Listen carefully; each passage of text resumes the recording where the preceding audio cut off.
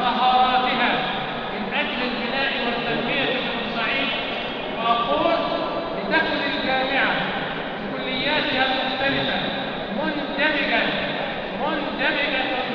في كافة قطاعات التنمية في بورسعيد، وما أكثرها في مجال الفن كما رأينا اليوم، وما أكثرها في مجال التنمية العمرانية، في مجال التنمية الاقتصادية، في كافة المجالات إن شاء الله.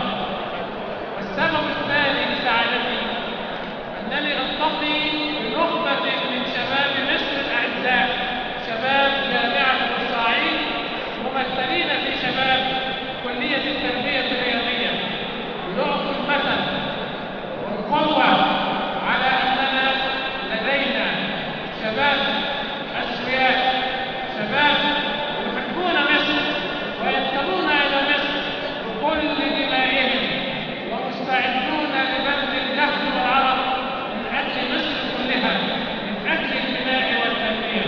لهذا أنا سعيد وأؤكد كل يوم وكل لحظة أن شباب مصر بخير،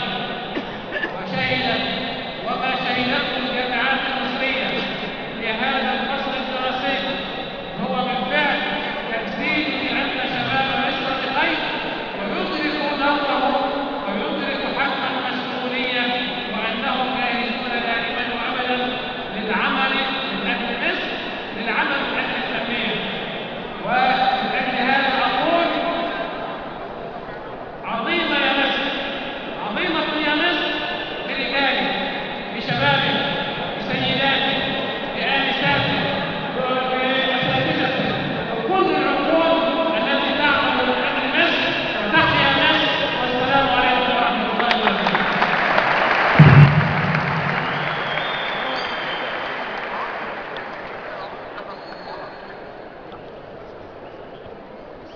تعرف يعني ايه معنى الشهادة؟ يعني